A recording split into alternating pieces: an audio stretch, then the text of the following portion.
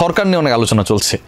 আমরা যদি দেখি যে এই মুহূর্তে অন্তর্বর্তী সরকার, এরপরে হয়তো আসবে তত্ত্বাবধায়ক সরকার, তারা দেবে ইলেকশন। তার আগে আওয়ামী লীগের সরকার ছিল, এবং যেই সরকার আসার সম্ভাবনা খুব বেশি সেটা হচ্ছে পরবর্তী ইলেকশনে হয় বিএনপি অথবা এনসিপি, তারা মিলেই হয়তো পরবর্তী সরকার গঠন করবে। কিন্তু রাষ্ট্র পরিচালনার জন্য যখন যার খুশি আসুক, জনগণ যাকেই ম্যান্ডেট দিক না কেন, বাংলাদেশের ক্রিকেটে কিন্তু আসলে একজন সরকার সবসময় থাকেন, তিনি হচ্ছেন হান্নান সরকার। আমার সাথে রয়েছেন the universal Sarkar of Bangladesh. কেমন আছেন? আলহামদুলিল্লাহ ভালো। এই যে সরকার, মানে আপনি কিন্তু একটা পুরো নাম থেকে একটা দারুণ অ্যাডভান্টেজাস অবস্থায় থাকেন। যখন যেই সরকারই আসুক, হান্নান সরকার কিন্তু থাকে না। এরপরে আরো সরকার জন্ম হয়েছে, সৌম্য সরকার জন্ম হয়েছে, অনেক সরকার একটা ছেলে খেলেছিল, ছোট ছোট সরকার। এগুলো ধরেন সরকার বিষয়টা জাতীয় পার্টির মতো। আপনার মতো তো ক্ষমতাসীন না হান্নান ভাই, কারণ আপনি এই যে দেখেন মানে কত পাওয়ারফুল সরকার হান্নান সরকার। তিনি হচ্ছে ন্যাশনাল টিমের সিলেক্টর হিসেবে দায়িত্ব পালন করলেন। এর আগে বাংলাদেশ অনূর্ধ্ব-19 দলের সাথে যুক্ত ছিলেন। যেই বিশ্বকাপটা বাংলাদেশ জিতলো অনূর্ধ্ব-19 পর্যায়ে, বাংলাদেশের সেরা সাফল্য আইসিসিতে, সেখানটায় তার একটা বিশাল ইনফ্লুয়েন্সিয়াল রোল ছিল। এখন ন্যাশনাল মেন্স টিমের সিলেকশনের দায়িত্ব থেকে তিনি সরে গিয়ে কোচিং শুরু করলেন, সেখানটায় গিয়ে আবাহনী চ্যাম্পিয়ন কোচ। মানে এরকম ইনফ্লুয়েন্সিয়াল সরকার কিন্তু আসলে সৌম্য সরকার না। সৌম্য যে পরিমাণ গালি খায়, না না, আমার প্লেয়ার লাইফে আমিও খেয়েছি।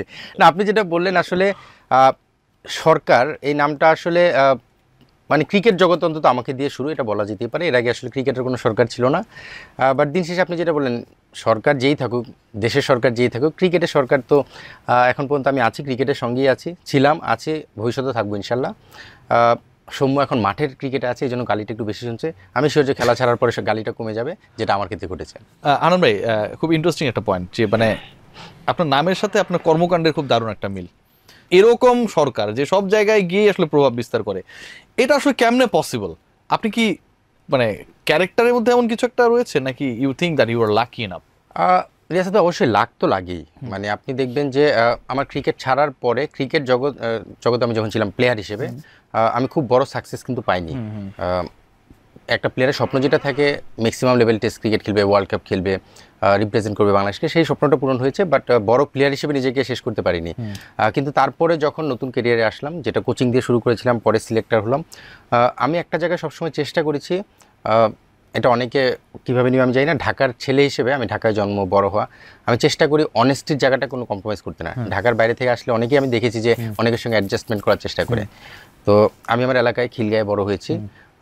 সবাই জানে আমি একটু একরোখা টাইপের, একটু ঘাটতের, এরকম অনেকে বলে। সময়ের সঙ্গে সঙ্গে চেঞ্জ তো হয়, ম্যাচুরিটি আসে, সেটাও এসেছে। বাট আমি যেটা করেছি সবসময় এখন পর্যন্ত, যেটা করি, আমার অনেস্টির জায়গায় আমি কম্প্রোমাইজ করিনি।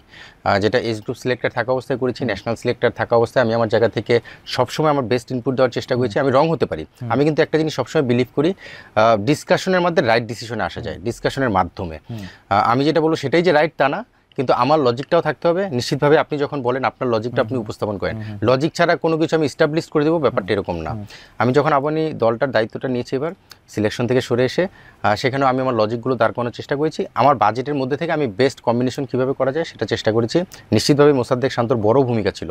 বাট আপনি যেটা বললেন যে আমার লাকও ফেভার করেছে চ্যাম্পিয়ন হওয়ার ক্ষেত্রে। আবাহনীর ক্ষেত্রে মানে এইবারের অন্তত আবাহনীকে নিয়ে একটা বড় ধরনের নেগেটিভ ডিসকাশন ছিল হান্নান সরকার, কারণ গত 15-16 বছরে আবাহনী যতবার চ্যাম্পিয়ন হয়েছে, সবার একটা মানে পারসেপশন এরকম লাইক যে আবাহনী আসলে চ্যাম্পিয়ন হয়েছে অনেকটা সুবিধা নিয়ে।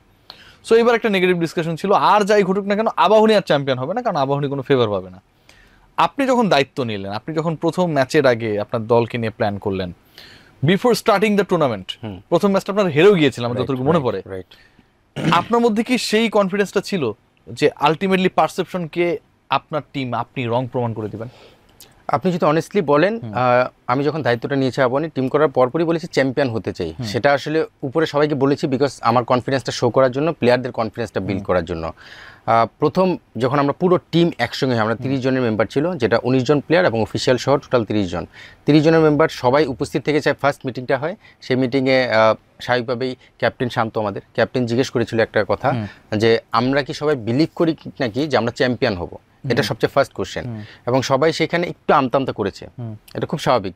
কিন্তু ভিতরে যাই থাকুক, বাইরে কিন্তু সবাই বলেছে হ্যাঁ আমরা চ্যাম্পিয়ন হব ইনশাল্লাহ।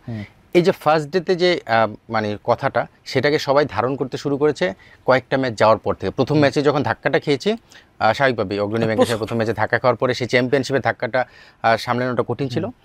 তবে সময়ের সঙ্গে সঙ্গে আমরা যখন ম্যাচ খেলতে শুরু করেছি, জেতা শুরু করেছি, পরপর টানা ম্যাচ জিতে গিয়েছি, সেখান থেকে কনফিডেন্স আরো 8টা 9টা ম্যাচ আপনারা টানা জিতেছেন। আমরা প্রথম ম্যাচ হেরেছি 11 ম্যাচের মধ্যে এবং লাস্ট ম্যাচ, দ্যাট মিন্স আমরা প্রথম মাঝখানে 9টা ম্যাচ টানা জিতেছিলাম। তারপরে সুপার লিগ আবার টানা 5টা জিতেছি। ভালো ক্রিকেট খেলেই জয় করেছি। আর আপনি যেটা বললেন এর আগের চ্যাম্পিয়নশিপের যে বিষয়টা আবাহনীর, যে কোনো দলই আমরা দেখেছি যখন ক্ষমতায় থাকে তার একটা প্রভাব কিন্তু ক্লাব ক্রিকেটেও সেটার প্রভাব থাকে, আমরা দেখেছি। সেটা এই বছর আওয়ামী লীগ লম্বা সময় ক্ষমতায় ছিল, আবাহনীর প্রতি একটা তাদের বেনিফিট সবসময় ছিল, এরকম একটা ধারণা করা হয়। কিন্তু ওইটার বাইরেও কিন্তু আপনি যদি দেখেন আবাহনী দলটাও গঠন করতে কিন্তু একদম চ্যাম্পিয়ন হওয়ার মতোই। আপনি দেখবেন ন্যাশনাল টিমে প্লেয়ারদের ভরপুর, তো সেখানে আপনি ওই চাইলেও কিন্তু এই দলটাকে হারানো সম্ভব ছিল না, এরকম একটা স্টেজে ছিল।